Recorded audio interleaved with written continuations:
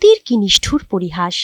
যে বাড়ির উঠোনে কদিন আগেই ছিল হাসির কলতান, সেখানে আজ কেবলই মৃত্যুর বিষণ্ণ সুর। কুমিল্লার অলিপুর গ্রামে আজ সূর্যটাও যেন উঠেছে শোকের চাদর গায়ে দিয়ে। চট্টগ্রামের সীতাকুণ্ডে দায়িত্ব পালন করতে গিয়ে সন্ত্রাসীদের হামলায় প্রাণ হারানো র্যাব কর্মকর্তা মোতালেব হোসেনের মৃত্যু সংবাদে স্তব্ধ গোটা জনপদ।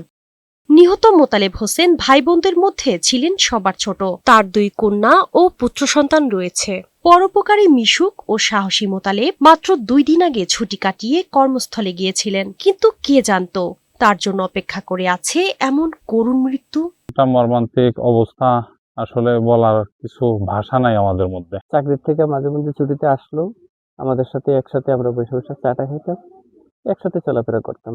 চাকরি থেকে অবসরের পর গ্রামে বসবাস করার ইচ্ছে ছিল মোতালেব হোসেনের। গ্রামে একটি বাড়ি তৈরির কাজও ধরেছিলেন 2 বছর আগে, যা এখনো অসমাপ্ত রয়েছে। তাকে হারিয়ে এখন পাগল প্রায় তার পরিবার।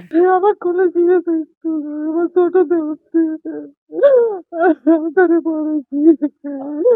স্থানীয় জনপ্রতিনিধিরা জানান, মোতালেব হোসেন ছিলেন নম্রভদ্র ও শান্ত স্বভাবের। এ ঘটনায় সুষ্ঠু তদন্ত ও বিচারের দাবি তাদের। সন্ত্রাসীদের গুলিতে শুনছি নিহত হয়েছে, তাদের আমরা সুষ্ঠু বিচার কামনা করি। চট্টগ্রামে আনুষ্ঠানিকতা শেষে মরদেহ গ্রামে পৌঁছালেই বাড়ির সামনে থাকা মসজিদের পাশেই তাকে দাফন করা হবে বলে জানিয়েছে পরিবারের সদস্যরা। শারমিন ডিমি, বৈশাখী সংবাদ।